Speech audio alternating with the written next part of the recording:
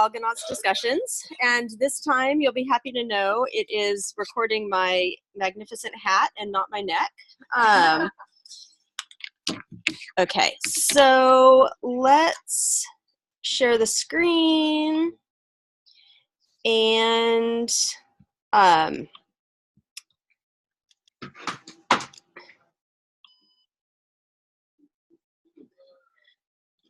all right, so can somebody describe the problem in your own words? First one? The first problem. Okay, so it says, in my own words, we are writing a function that takes a 4-digit number and then returns the largest number in that number. Okay. Why? I just had it open. Where did it go? I think I might have. Okay. So it takes a 4-digit number and returns the largest number. And tell me what you guys came up with. Yeah, Brittany. Okay. So I called the function largest digit, exact number, argument. Declared an array result equal to number. Okay. So result equals number dot toString. Okay. Dot split. Okay. With quotes inside split. So that. Okay. And then on the next line, results dot sort. Parentheses. A function.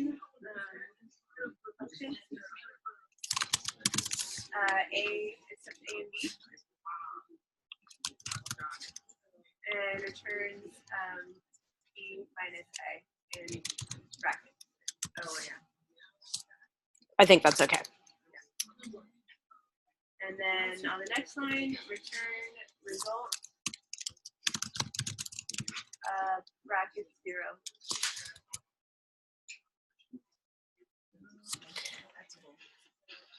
Okay. Let's see whether this works.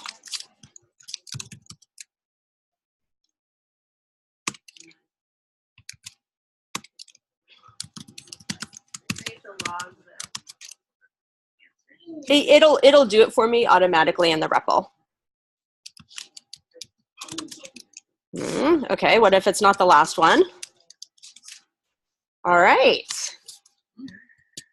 Okay, and so can you describe in words, Brittany, what you did? In words, in English, without using. Yeah.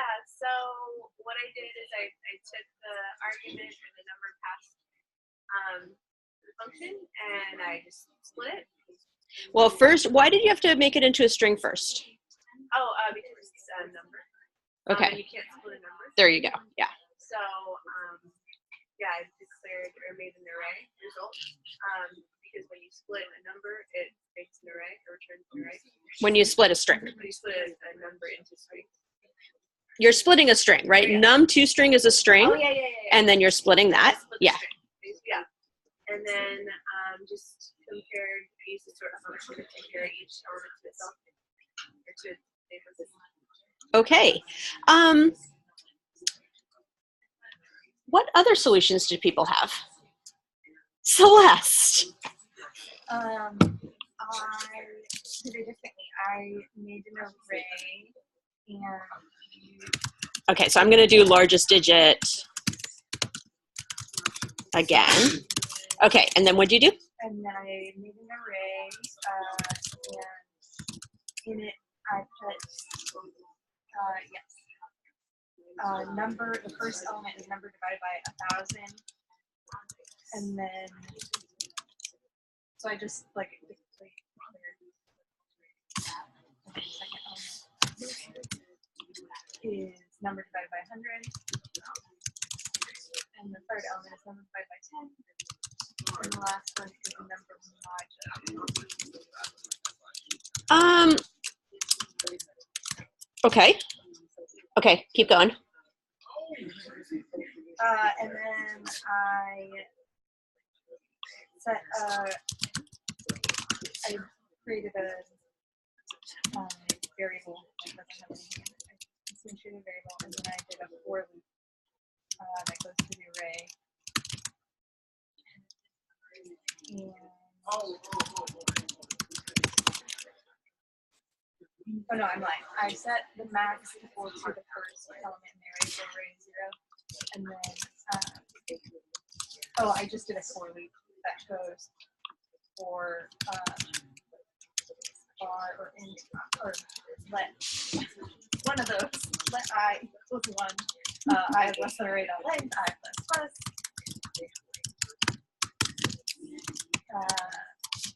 and then in the loop I said if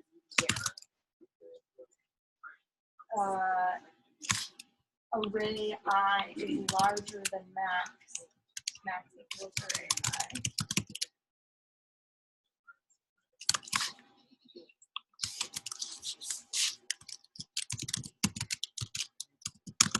And then outside of the loop I return max.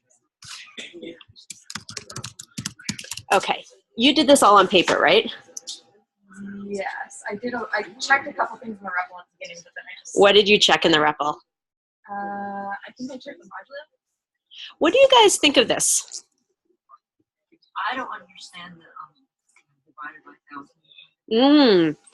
Yeah, so let's think about this. So if I have my number is this, that number divided by 1,000 is going to be what?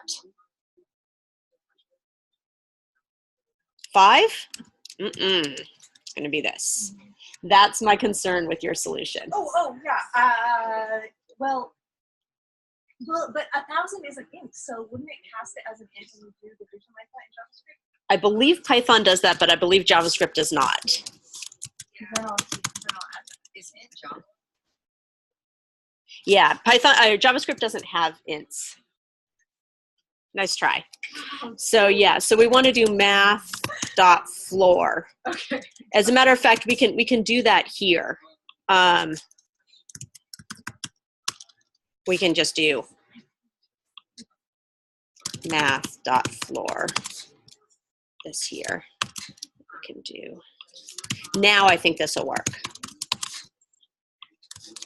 So Sabrina, so the first one is going to be 5.234. The second one is going to be 52 point, right? The next one's going to be 52.34. The next one is going to be 523.4. The last one will be 4. So it should be, each one should be minus the. Yeah, so it's getting pretty complicated. First of all, so yeah, so I would use a reduce here instead of a for. And for this, I would actually probably go with this, right? Yeah, no, and that's good. You can, but you're right. You would have, it's a little bit more complicated than this. Yeah. Interesting approach, though. Other approaches. I just did it in paper, but pretty much like the top, instead of source, math max. Oh, you did a math max with the array. Okay, so if we did, so you did like math.max result, like that, and just return. Actually, I had it apply with the null and the result. Like that? Yeah. I just did it on paper, so I didn't try it yet. Okay. What's the apply doing here? Well, actually, you don't need. You can add apply. You can just delete the last result. No, the first result. This here? Yeah. Actually, yeah. So instead of like, can you delete that too? and keep the dot. Like this? Yeah. Okay. Something like that. Let's just look at math.max usage, because I think it might not have to be that complicated. So JavaScript math.max example.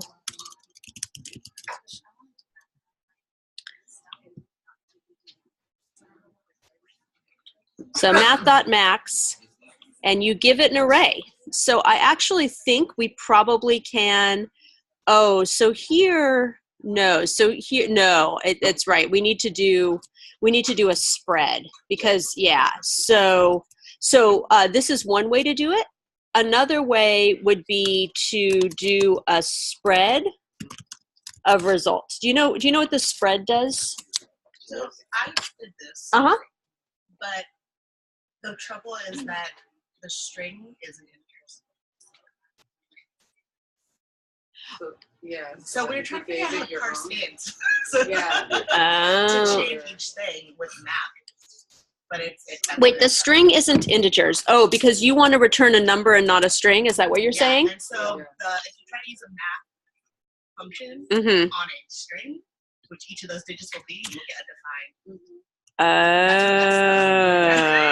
got it. Got it. Okay. All right. So we need to take results and stringify each of them, or numberify each of them. Yeah. So I want to say const num result equals result dot for or dot map digit. And what do I want to return? How do we get that to you guys? You guys get this map that I'm doing here? So I thought we were going to parse int around whatever map result that digit is. But it didn't work. It didn't work? It's digit. Oh, just go direct with digit. Yeah. That might be where this I don't think we put it in twice like that. Let's try this one.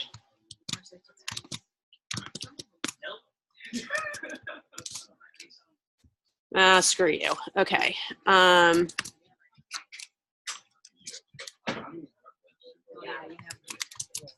So Right. See? yeah.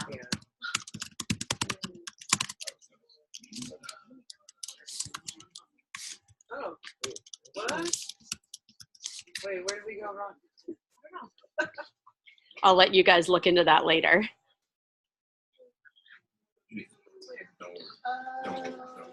Can you explain after? Yep, I see what happened. The spread? Oh, yeah. So, okay. So if what this does is it takes an array and it makes it into individual arguments. So if I were to do math.max results, or I'm going to make an array, and my array is going to be 1, 7, whatever. Okay. And if I do math.max, oh, wait, hold on. I didn't actually bind that to anything. Okay. If I do math.max on nums, how many arguments am I feeding to math.max? Celeste says 1. Aisha says 5. Do we have any other opinions? How many arguments am I giving to math.max if I say math.max nums and this is nums?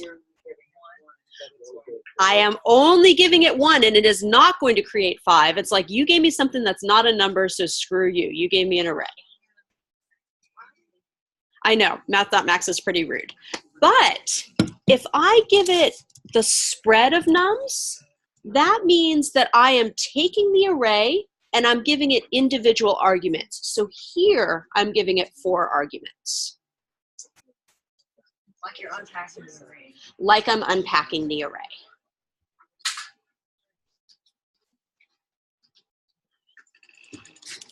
That's what the spread does. You know, the funny thing is we used it. I was like, yeah, okay. But not why. We have a comment. Ah, hi, Misha. I want to talk a little bit about runtime. What do you guys know about runtime? Don't want it to be long. Now, runtime, here's a common, like, sort of semantic but kind of misconception about runtime. Runtime is not speed. Runtime is how well something scales. So, did you guys figure out what happened? Yeah. You gotta return. Oh, you forgot to return. Oh, yeah. But that's one of the reasons that that this Algonauts is going to be so good, because it's just going to like make you just code, right? And it's going to start to instill in you those habits, right? Okay, so runtime. Runtime is how well something scales. And here's the idea, right? If I know that that I get a certain transfer rate on whatever, the network wire, and I want to send some data, is it faster to send the data over the wire or to put some hard drives on a plane and mail the, and have the plane bring the hard drives? How do you know? How big is the Sending how big is the data? How much data, right? And that's the key. The runtime, so the runtime for the plane is constant. It does not matter how much data. It is always going to take 4 hours to get from, whatever, LA to Nashville or wherever you're trying to get the data. On the wire might be faster for small amounts of data, but at some point, for some amount of data, the plane's going to be faster. We say the plane scales better. Flat rate. It's a flat rate. Constant runtime is the best you can do. If it doesn't matter how much data, it's always going to take a constant amount of time. That is the best runtime. That scales magnificently. It doesn't matter how much data, it's always going to be a constant amount of time. Going through the wire is what we call linear runtime. Linear runtime is if you need to do a certain number of operations, but a constant number of operations for every piece of data. I want to talk a little bit about the other runtimes, and we'll talk about more of these as Algonauts progresses. But I want to runtime graph.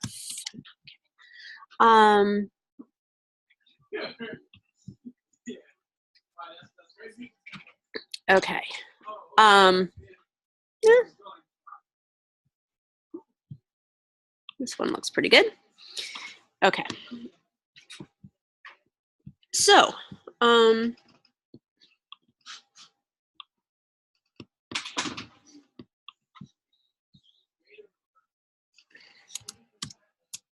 okay.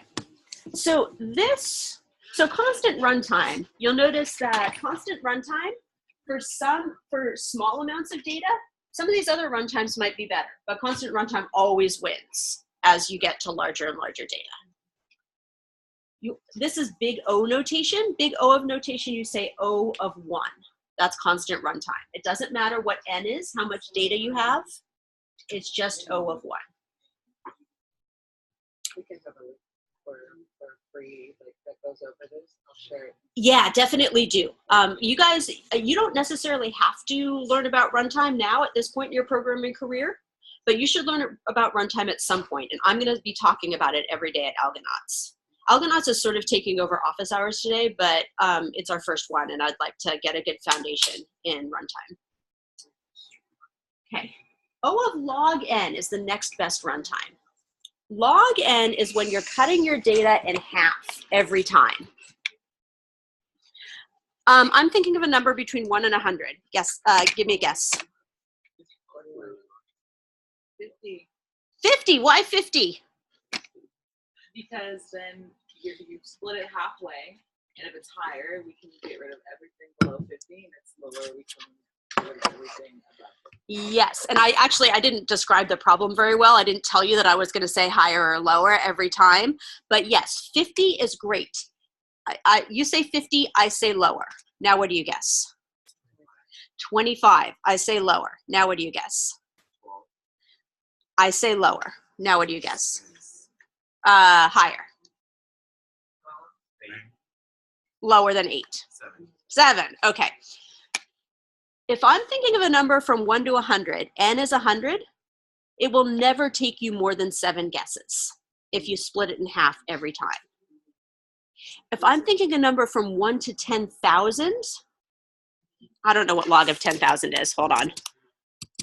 There's this guy online who rips what is he? He's from school at Stanford or something like that. And he rips a phone book in half and then to explain.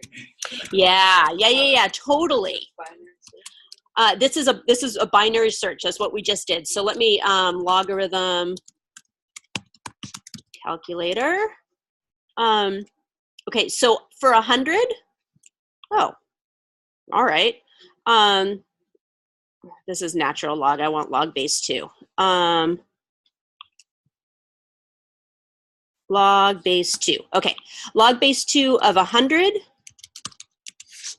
is, it's going to be, yeah, calculate.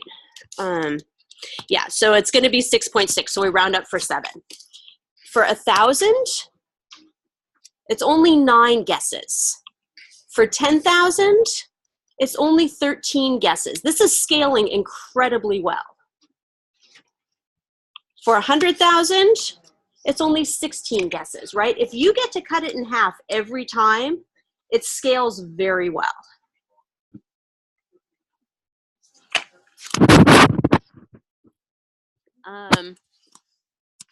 Okay, the next best, oh, I'm not going to do square root of n. Like, I've actually never heard of logs or of O square root of n, so whatever.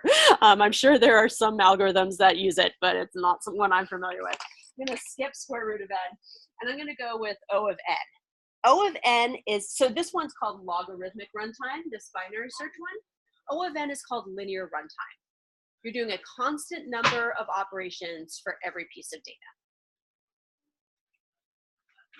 This is searching within an array. I want to know if 7 is in your array of numbers. That is constant runtime, because at worst, you need to look at every single number in the array to determine whether 7 is in there. But you only need to look at every single number once. Constant runtime. What's something else that's constant runtime? Not constant, linear runtime. You need to slap me when I do stuff like that. What's something else that's linear runtime? So linear runtime, constant is the same. Constant is the same. So constant runtime would be like adding 2 numbers. It doesn't matter how big the numbers are, the computer takes the same amount of time to add them. Log n is like binary search. Linear, searching through an array is one example. What's another example of something that is linear runtime?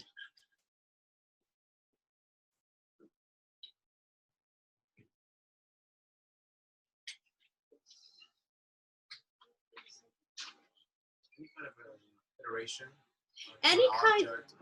Oh, okay, yeah. So something like object.keys, that would be linear runtime. You need to look at every item in the object. Yeah, great answer. Can you think of anything else that might be linear runtime?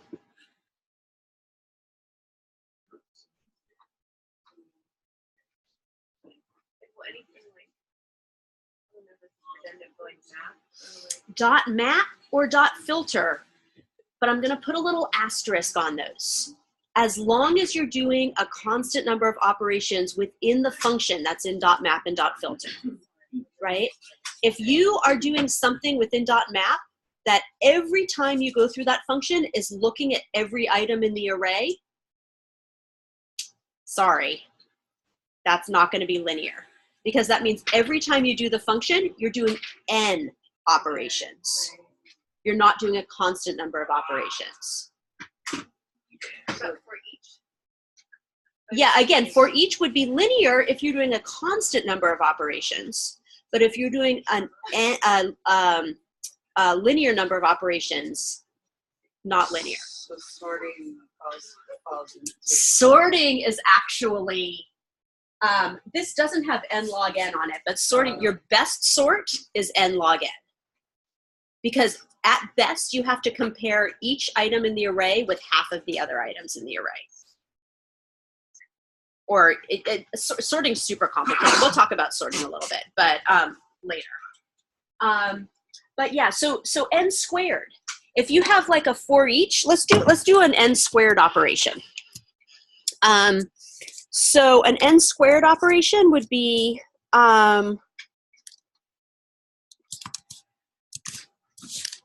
nums, right? So nums is just this, and if I do nums dot for each,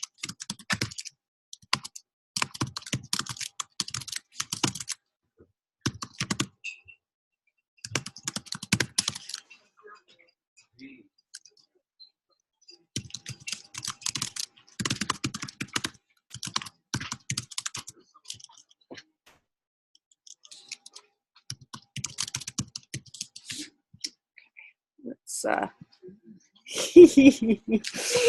okay, so nums dot for each, let's do this here.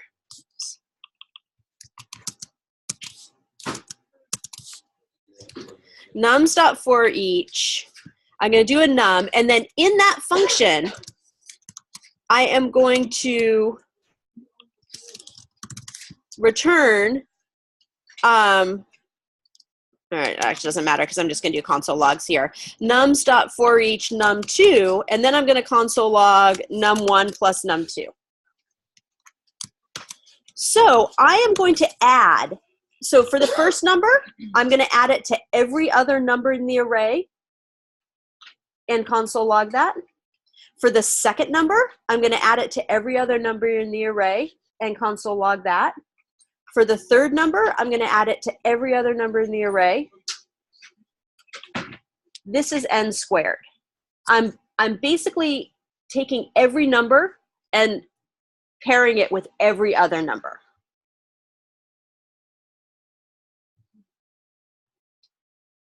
I can also, instead of adding them, just show you like each of the numbers.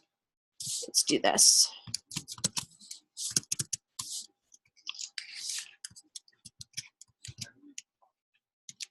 Crap. Oh, you're right. I'm not end parentheses the for eaches.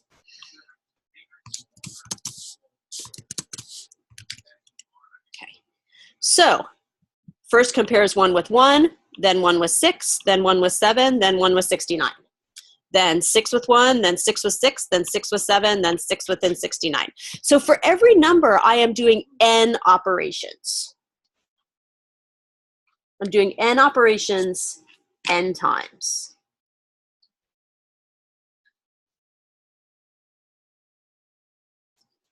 N squared. You can make simple sort algorithms that are n squared, but they aren't as good as the n log n ones. N log n is better than n squared. I'm going to ignore the rest of them for now. Those are the important ones. Constant runtime, O of 1. Linear runtime, O of n. O of 1. Doesn't matter how much data you're dealing with. It is going to take the same amount of time. You chunk those hard drives on a plane and fly them across the country. Doesn't matter how much data, it's always going to take 4 hours. Linear runtime, like sending data through a wire. The more data you have, the more data you have, the longer it's going to take, but only to a point. You're doing it's just going to be constant for the amount of data. You're not comparing every amount of data with every other amount, every bit of data with every other bit of data. Oh, log n, logarithmic runtime, You're cutting the problem in half with every step. And then n squared is for every item, you are doing n operations. For every item in your list, you're not doing a constant number of operations, you're doing n operations. We'll talk more about these later. Well, I'll just continue. I mean, every Algonaut day we'll talk about it. But so now I want you to tell me, what is the runtime of this function? And you can do it line by line. What's the runtime of this? This is going to be linear. Num.toString is linear. It's going to like just go through each digit. Actually, num.toString, I actually am not sure. Num.toString might be constant. I'm not sure how JavaScript actually takes a number and makes it into a string. I have to think about that. But the dot split is going to be linear. And linear based on what? What is our n here? It's going to iterate through every element of that string. So it's going to be like. So from our input num, what's our n? The length, the number of digits. The number of digits in the input. So this is going to be O of n based on the number of digits of the input. Then sorting at its best is n log n. So now we've got n plus n log n. Returning the result is constant. You always take the worst runtime and nothing else matters. So this one is n log n.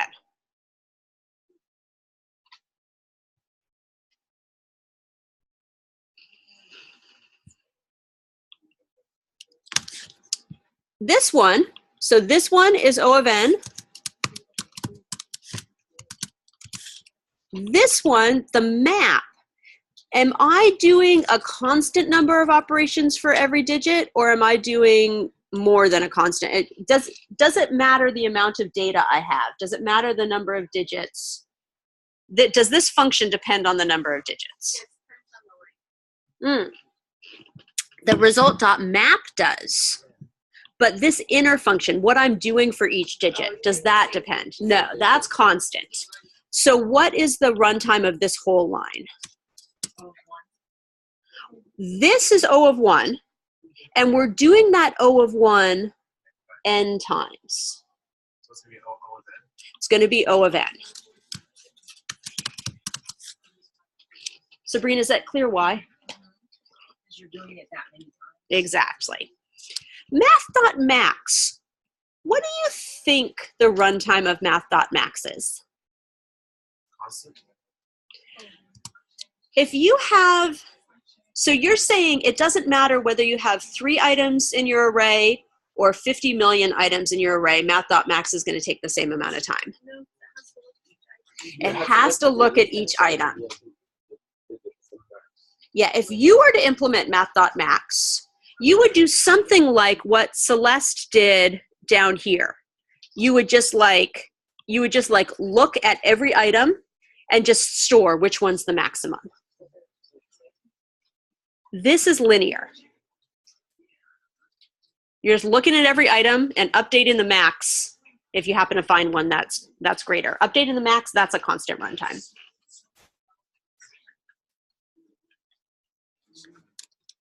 So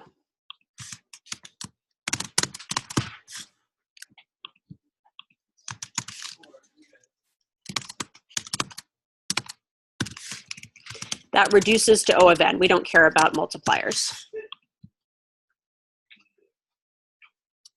You could say like O of 3n. I don't know. You just don't care. So this one is O of n. So of these two solutions, which one has the better runtime? Second one. The second one. The second one has the better runtime.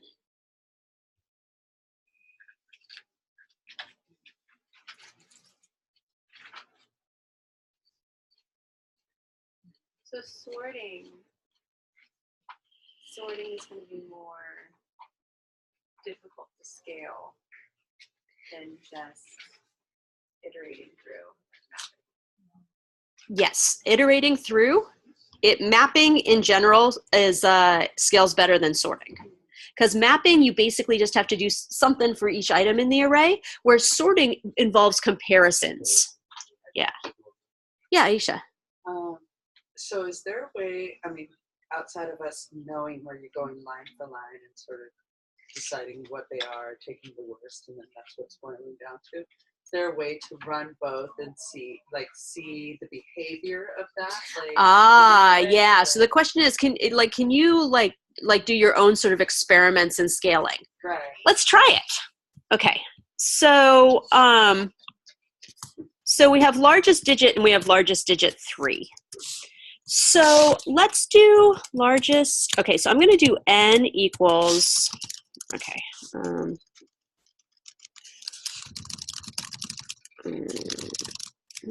Crap.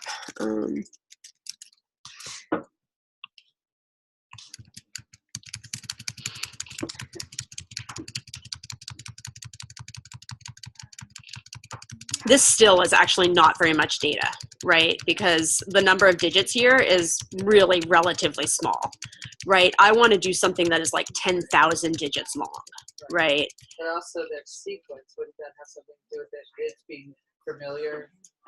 No, not in this particular problem. Okay, there's my n. According to JavaScript, that equals infinity. Okay. All right. So, okay. So let's do this again, but I'm going to just give it the string. All right, fine.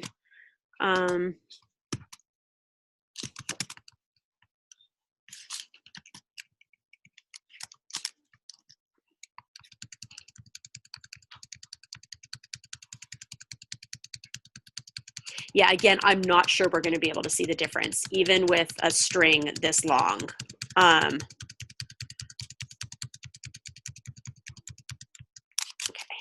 So let's, and then I'm going to have to change the functions.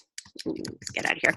I'm going to have to change the functions so that they don't take a num, but they take a string. So, and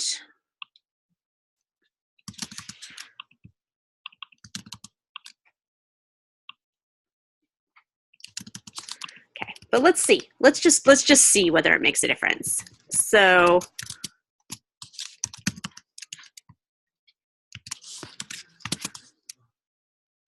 Does it matter that it has parse in?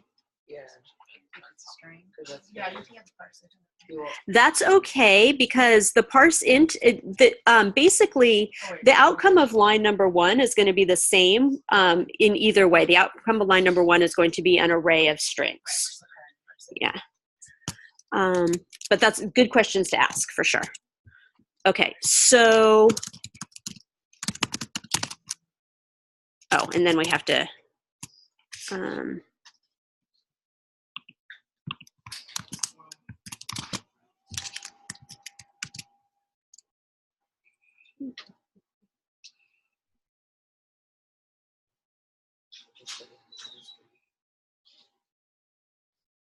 we're making my computer work pretty hard now, so that's a good sign.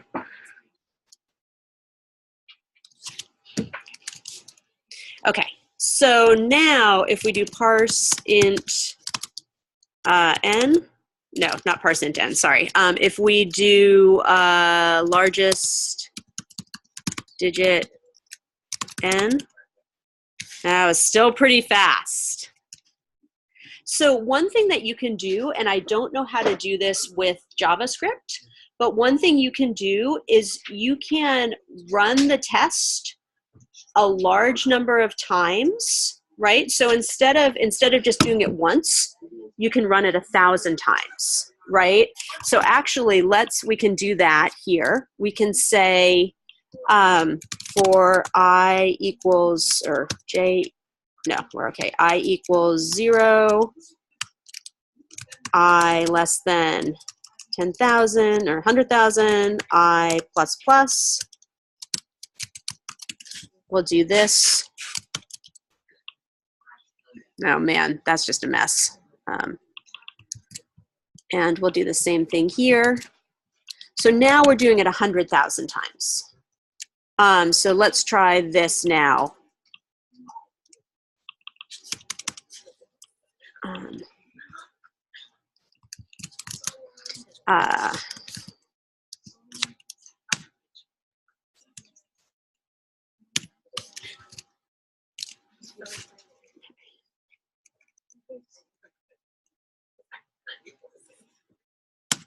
Okay, so that was pretty snappy. Still pretty snappy. So yeah. So computers are fast, right? It's hard to make them really slow. Yeah. I mean, I guess I was just seeing if there was a tool online. Oh yeah, that could help you. Like say you wrote a whole whatever app, and then you wanted to run 2 versions of that app. Which one's running fastest? Which one's more scalable? And be able to see that kind of breakdown. But yeah, they're pretty fast. I mean, well, I guess in that case though, is it really just about scalability, or is it also to do with like sort of the user, sort of feedback from the user as far as using? I like this one because it's response time. It's the same thing. That, right? Yeah, it's the same thing. So can manipulate that. Yeah, but then what you're doing is you're just yeah, exactly, and you're going to slow it down sort of linearly for each of them. Yeah. Mocha chai do it? Does Mocha Chai do it? It might do some timing for you. Yeah. You Google like comparing times, and even this, like these probably at this point when I'm doing like 100 million, these probably have a difference. It's just not perceptible to the human eye. So if I don't know how you time functions in JavaScript, but if you looked, I bet these would have these would have different times. They would just both be just a small fraction of a second, but but they would be different. Would Yeah. you end up writing that code for every time you find 9, spit out? No, it would like more be spit out a like string with it, no. so you would just see that. It would be more like I would do something like time, this, and then it would tell me, how much time that function took. Yeah. But I don't know what it is in JavaScript. I can just do a quick search. Timing JavaScript functions. It's complicated. In Python, it's complicated. I actually thought about giving a talk at a Python conference about timing stuff in Python because there are a lot of different ways that you can do it. It's not really what I want. How to measure the time taken by a function to execute. Oh, console.time. Oh, console.time, and then you'd run it, and then, okay. So anyway, yeah. So we'll now I'm fascinated by this, but we can look at that later, unless that's what you want to talk about during office hours. So let's collect office hours. Let's collect office hours topics.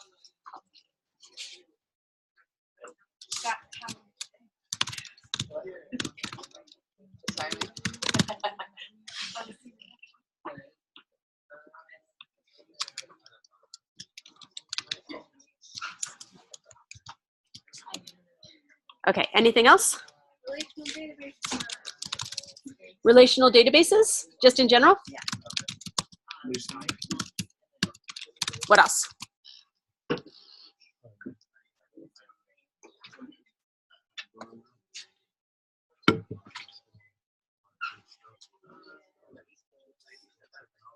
Sounds great. I like donuts. Yeah, cool. Well, it's going to be a daily occurrence, so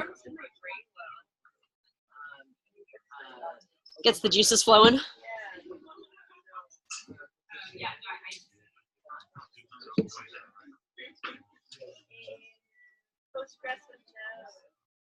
Postgres with Node. A different way how you can merge. Merge. What do you mean by merge? Well, well, I was working on something that's saying merge.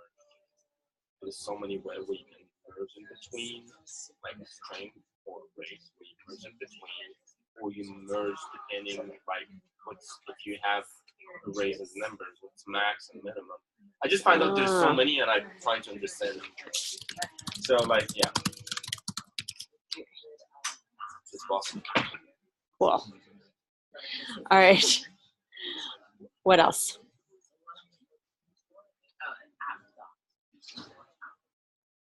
Oh, actually, and I should stop. Remind me if you remember that I want to stop.